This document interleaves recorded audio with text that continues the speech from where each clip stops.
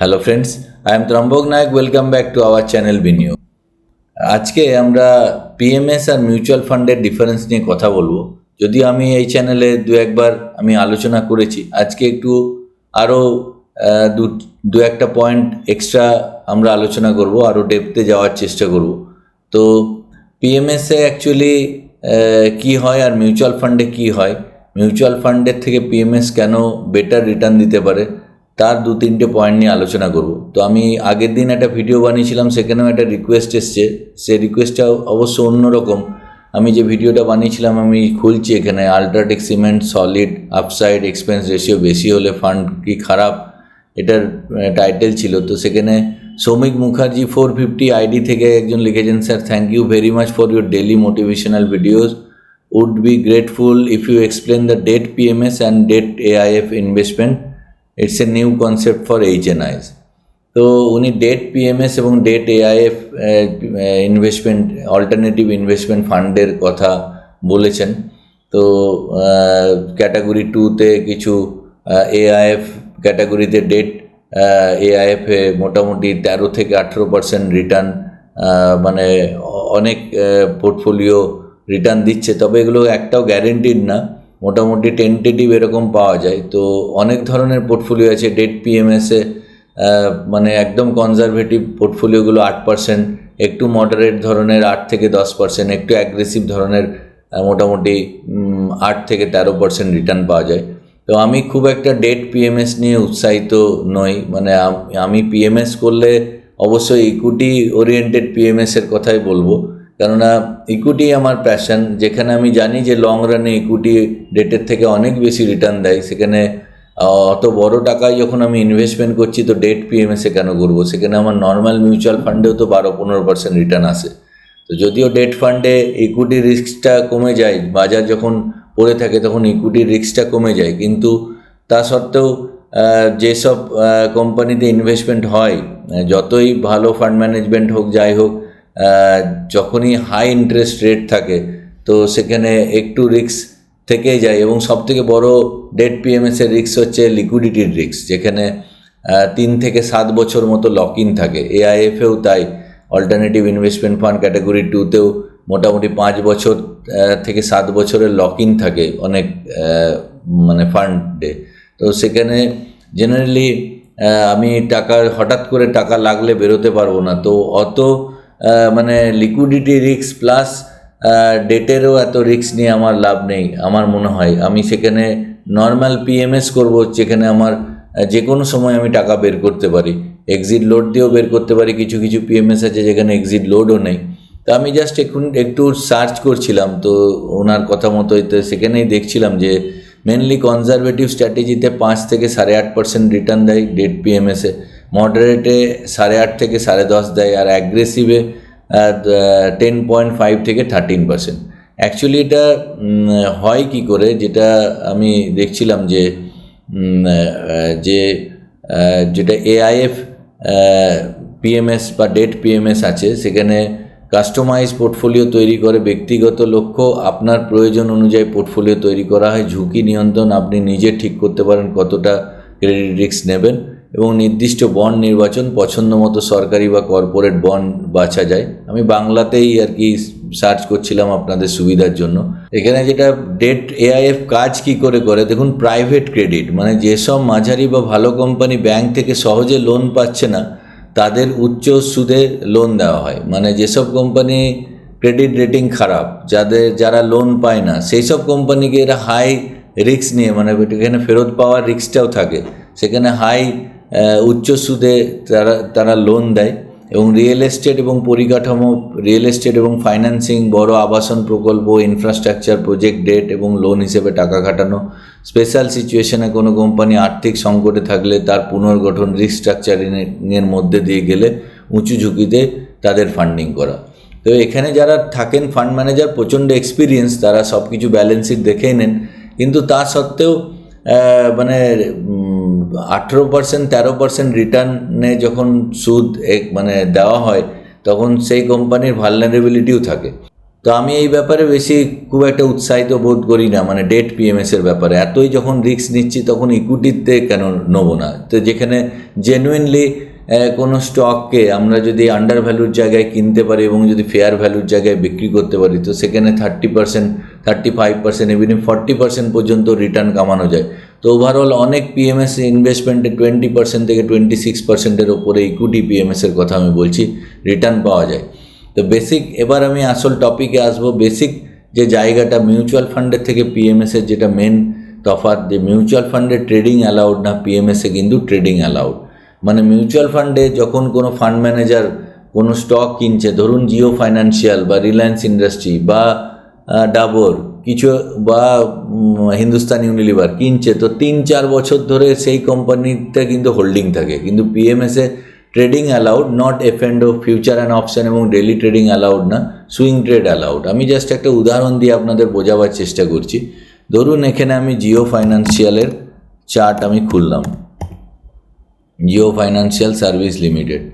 তো এর চার্ট আমি খুললাম, এটা একদম শুরু থেকে যেদিন আইপিও এসেছিল 23 আগস্ট 2023, দেখুন এক্স্যাক্টলি 256 টাকা লেভেলে আইপিও এসেছিল, আজকে 256 টাকাতেই আছে। তো এখানে কতটা টাইম পেরিয়ে গেছে, আমরা যদি টাইম ফ্রেমটা দেখি এখানে ডেট রেঞ্জ কাউন্ট করে, তো এখানে আজকে আমাদের 1093 দিন, মানে 742টা বার, মানে অলমোস্ট 3 ইয়ার্স কিন্তু পেরিয়ে গেছে। তো 3 বছরে প্রাইস কিন্তু একই জায়গায় আছে, কিন্তু 52 উইক হাই আর 52 উইক লোতে এখানে ট্রেডিংয়ে অপরচুনিটি দিয়েছে। আইপিও খোলার পর একবার ডাউন হয়েছিল 21%, আবার এখান থেকে আইপিও যেখান থেকে শুরু হয়েছিল সেখান থেকে 51% হাই করেছে। 51%-এর হাই থেকে আবার যখন কারেকশন হয় একদম নিচে পড়েছে 49%, আবার 49%-এর থেকে যেখানে কারেকশন হয়েছিল সেখান থেকে শুরু করে আবার ওপরে উঠেছে 71%, আবার রিসেন্টলি ওই ওপর থেকে কিন্তু এখনও পর্যন্ত ডাউন হয়েছিল 31%। এখন এখানে যদি 31% দিই, এখানে কারসার রাখছি, এখানে 31%, আর এখন একদম নিচে থেকে আবার কিন্তু 18%-এর গেন। তো এই যে ওপর নিচ, কখনো 51% ওপরে হচ্ছে, কখনো 49 নিচে হচ্ছে, কখনো 71% ওপরে হচ্ছে, কখনো 34% নিচে হচ্ছে, কখনো 18% ওপরে হচ্ছে। তো সব থেকে ওপরে কেউ বেচতে পারে না, সব থেকে নিচে কেউ কিনতে পারে না। তো আমি আগেও বলেছি বিজয় কেডিয়াজি সুন্দর কোটেশন আছে। তো সেক্ষেত্রে একজন fund manager, PMS fund manager, যে এই যে ওঠা পড়া, ধরুন আপনি একদম ওপরে বিক্রি করতে পারলেন না, এখানেও বিক্রি করলেন, মানে এই জায়গায় বিক্রি না করে এখানে বিক্রি করলেন, আবার একদম নিচে কিনলেন না আপনি এখানে কিনলেন, আবার একদম ওপরে বিক্রি করলেন না আপনি এখানে বিক্রি করলেন, আবার একদম নিচে কিনলেন না আপনি এখানে কিনছেন, আবার এখান থেকে কেনার পর ধরুন আরও কিছুদিন পরে গিয়ে এখানে বিক্রি করছেন। তো সেখানেও 36% একটা, আবার 48%, আবার 38%-এর গেন পাওয়া যায়। কিন্তু মিউচুয়াল ফান্ডে কী হলো, জিও ফাইন্যান্সিয়াল যদি কোনো কোম্পানি ধরে রেখেছে তো 3 থেকে 4 বছর কোনো ট্রেডিংই করবে না, একই জায়গায় পড়ে আছে। তো 3 বছর আগেও যেটা প্রাইস আছে আজকেও সেটা প্রাইস আছে। তো এই কারণেই নর্মাল ইকুইটিকে ট্রেডিং করে, মানে ট্রেডিং মানে সুইং ট্রেড করে কিন্তু পিএমএসে প্রচুর রিটার্ন কামানো যায়, যেটা নর্মাল মিউচুয়াল ফান্ডের ক্ষেত্রে 12-15% রিটার্ন আটকে যায়, যেটা পিএমএসে অ্যাটলিস্ট 20%-এর ওপরে রিটার্ন পাওয়া যায়। অনেক ভালো ভালো পিএমএস আমার জানা পিএমএস আছে, ইকুইটি পিএমএসের কথা আমি বলছি, যেখানে 26% সব কিছু চার্জেস ট্যাক্সেশন বাদ দিয়ে 26-এর মানে পার্সেন্টের কাছে রিটার্ন পাওয়া যায়। যদিও এটা কোনো গ্যারেন্টিড নয়, এটা একটা টেন্টেটিভ আমি বলছি। ভালো ফান্ড ম্যানেজারের হাতে থাকলে লং রানে অ্যাটলিস্ট আপনাকে 5-6 বছর দিতে হবে। পিএমএসের, ইকুইটি পিএমএসের টাকা কোনো লক ইন থাকে না, যখন খুশি বেরোতে পারেন এক্সিট লোড দিয়ে। কোনো পিএমএসের এক্সিট লোড 2% থাকে, কোনো 3% থাকে 1 বছরের মধ্যে, কোনো পিএমএসের আবার 0%ও আছে, মানে কোনো এক্সিট লোডও থাকে না। তো এইটা একটা বড় অ্যাডভান্টেজ। আর একটা অ্যাডভান্টেজ হচ্ছে মিউচুয়াল ফান্ড কখনো 10%-এর বেশি ক্যাশে হোল্ড করতে পারে না। এ নিয়ে আমি আগে আলোচনা করেছিলাম, আর একবার রিপিট করছি। মিউচুয়াল ফান্ডে 10%-এর বেশি ক্যাশে হোল্ড করতে পারে না, কিন্তু পিএমএসে 40, 50, 60% পর্যন্ত ক্যাশে হোল্ড করতে পারে। ধরুন আমি নিফটির চার্ট আপনাদের খুলে দেখাচ্ছি এখানে। তো নিফটির চার্টে যখন এই জায়গাটাতে বিশেষ করে এই জায়গাটাতে যখন টপ তৈরি হচ্ছিল, এখানে বড় বড় ফান্ড ম্যানেজার বড় বড় মানে হেড ইকুইটি এরা ভালো করেই জানে যে এই জায়গায় টপ তৈরি হচ্ছে। তো এখানে মিউচুয়াল ফান্ডের কিছু করার থাকে না, এখানে তারা কিন্তু ক্যাশে হোল্ড করতে পারে না, তখন তারা না চাইতেও পয়সা পায়, মানে লোকে ইউফোরিয়াতে চলে। যখন এই জায়গা থেকে র্যালি, আপনি বুঝতেই পারছেন এখানে যে এই জায়গা থেকে আফটার কোভিডের পরে যদি কন্টিনিউয়াস র্যালি নিয়ে একটা 25% র্যালি নিয়ে থাকে, তখন এই জায়গায় কত লোক এখানে ইনভেস্টমেন্ট করে। তো এই জায়গাগুলোতে ম্যাক্সিমাম লোক ইনভেস্টমেন্ট করাতে মিউচুয়াল ফান্ড হাউসের কাছে প্রচুর পয়সা আসে, তারা কিন্তু ক্যাশে পয়সা হোল্ড করতে পারে না, তাদের কাছে ইকুইটিতেই ইনভেস্টমেন্ট করছে এবং টপ জায়গায় ইনভেস্টমেন্ট করছে। যেমন নিফটি যখন ওপরে টপ করছে, তখন নর্মালি এখানে রিলায়েন্স ইন্ডাস্ট্রিও কিন্তু, এখানে আমি যদি রিলায়েন্স ইন্ডাস্ট্রির চার্ট খুলি, তো রিলায়েন্স ইন্ডাস্ট্রিও এই 24শে সেপ্টেম্বর কিন্তু এখানে টপ করছে। তো এসব জায়গায় ধরুন এখানে 24শে সেপ্টেম্বর 2024 এখানে দেখুন রিলায়েন্স ইন্ডাস্ট্রি টপ করছে। তো সেখান থেকে রিলায়েন্স ইন্ডাস্ট্রি ওপর থেকে এখন পর্যন্ত প্রায় মানে অনেকটাই নেমে আছে ওপর থেকে, মানে একদম টপ থেকে রিলায়েন্স ইন্ডাস্ট্রি এখন প্রায় 17% নেমে আছে। তো এই জায়গাটাতে ফান্ড ম্যানেজার না চাইলেও তাকে কিনতে হয়। কিন্তু পিএমএসে কী হচ্ছে, এখানে নিফটি চার্ট আমি আরেকবার খুলছি। পিএমএসে কী হচ্ছে যে এই জায়গায় কিন্তু ক্যাশে এসে হোল্ড করতে পারছে টাকা, মানে যখন মার্কেট একদম হাই ফ্লাইং জোনে থাকছে, মানে একদম মানে ইউফোরিয়া চলছে, সেই জায়গায় কিন্তু ক্যাশে হোল্ড করতে পারছে। আমার টাকা আপনার টাকা 30% 40% লিকুইড ফান্ডে বা ডেট ফান্ডে থাকছে, সেখানে জাস্ট সুরক্ষিত জায়গায় থাকছে। নর্মাল লিকুইড ফান্ডে 6% 7% ইন্টারেস্টই পড়ে থাকছে। তারপর যখন মার্কেট কারেকশন হয়ে নিচে পড়ছে, যখন এই সব জায়গায় নিচে পড়ছে, তখন তারা আবার ইনভেস্টমেন্ট করছে। তো এইটা একটা বড় ফ্যাক্টর হয়ে যায়, যেখানে নর্মালি মিউচুয়াল ফান্ডের থেকে পিএমএসে অনেক বেশি রিটার্ন আসে। আর তাছাড়াও আর একটা ফ্যাক্টর এখানে কাজ করে, যখন ভালো মার্কেট চলে এই সব জায়গায় ওপরে, যেমন প্রচুর লোক জোনাকি পোকার মতো ছুটে এসে, যেমন জোনাকি পোকা মানে আলোর দিকে ছুটে যায়, তো প্রচুর লোক এখানে ইনভেস্টমেন্ট করে। আর যখন মার্কেট পড়তে থাকে, ঠিক এই জায়গায় ইন্ডিয়া পাকিস্তান যখন পারমাণবিক যুদ্ধের একটা ভয়ের সঞ্চার হয়েছিল এই 17 এপ্রিল 11 এপ্রিলের জায়গায়, তো এই জায়গায় কিন্তু প্রচুর ইনভেস্টার, ভালো ভালো ইনভেস্টার কিন্তু ঘাবড়ে মানে এখানে বিক্রি করতে থাকে। তো মিউচুয়াল ফান্ডে কি হয়, আপনি ধরুন খুব ভালো ইনভেস্টার, তো আপনি চাইছেন যে মার্কেট এখন সেন্টিমেন্ট খুব খারাপ, মার্কেট পড়ছে, এখানে আমি ইনভেস্টমেন্ট করব, কিন্তু আপনার পাশে 100টা ইনভেস্টার বলছে না আমি টাকা তুলবো, টাকা দাও টাকা দাও। তো এই জায়গায় কি হয়, আমি আবার রিলায়েন্সের চার্টে গেলাম, তো আমি আরেকবার রিলায়েন্সের চার্টে খুলছি। তো এই জায়গায় ফান্ড ম্যানেজার না চাইতেও রিলায়েন্স হাইয়ে কিনছিল, আর যেখানে রিলায়েন্স পড়ে আছে টপ থেকে, যখন এখানে পড়ে আছে ভারত পাকিস্তানের যুদ্ধ যখন লাগবো করছে, 28% পড়ে আছে, এই জায়গাতে বেশিরভাগ ইনভেস্টার বলছে না আমাকে টাকা দাও, আমি টাকা তুলব। তো ওপেন এন্ডেড ফান্ডে ফান্ড ম্যানেজারকে টাকা দিতেই হয়। তো তখন সে চাইলেও, যখন 1160 টাকায় 1600 টাকায় বেশি দামে কিনেছিল, তখন না চাইলেও 1600 টাকায় কিনতে হচ্ছিল, আর 1100 টাকায় এখানে না চাইলেও বেচতে হচ্ছে। এবং আপনি একজন ভালো ইনভেস্টার, আপনি জানেন যে 5 বছর পরে 3 বছর পরে মার্কেট এখান থেকে আবার র্যালি নিয়ে বাউন্স ব্যাক করবে। আমার এখানে হাতে এখন টাকা এসছে, ধরুন আপনার জমি বিক্রির টাকা এসছে, আপনি কিনতে চাইছেন, কিন্তু বাজে ইনভেস্টার, বেশিরভাগ বাজে ইনভেস্টারের জন্য এখানে ফান্ড ম্যানেজারকে কিন্তু বিক্রি করতে হচ্ছে। তো এইটা কিন্তু পিএমএসে কি হয়, টেলার মেড পোর্টফোলিও, আপনার পোর্টফোলিও আপনার ফান্ড ম্যানেজার ম্যানেজ করছে, আমার পোর্টফোলিও আমার ফান্ড ম্যানেজারই ম্যানেজ করছে। তো এখানে আপনি ভয় পেয়ে গেলেন বা আপনার বন্ধু ভয় পেয়ে গেলেন, আমার কোনো যায় আসে না।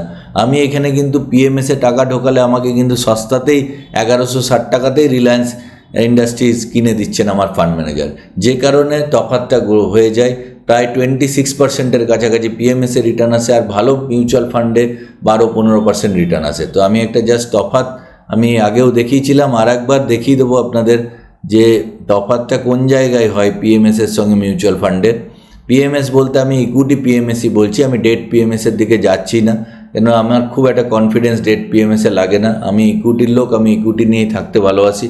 তো 50 লাখ টাকার পিএমএস 10 বছরে মিউচুয়াল ফান্ড যদি খুব ভালো করে, আপনি যদি লাকিয়েস্ট পারসন হন, যে 15% যে টপ পারফর্মিং ফান্ডেই আপনার ইনভেস্টমেন্ট আছে, মানে নর্মালি তো দেখবেন 12-13% রিটার্ন হয়, খুব একটা খুব ভালো ফান্ডে 15-16% রিটার্ন হয়। তো টপ পারফর্মিং ফান্ডে যদি আপনার ইনভেস্টমেন্ট থাকে তো 50 লাখ টাকাটা আপনার বড় জোর 2 কোটি টাকা হবে 10 বছরে। কিন্তু পিএমএসে জেনারেলি 26% রিটার্নে এটা প্রায় 5 কোটি হয়।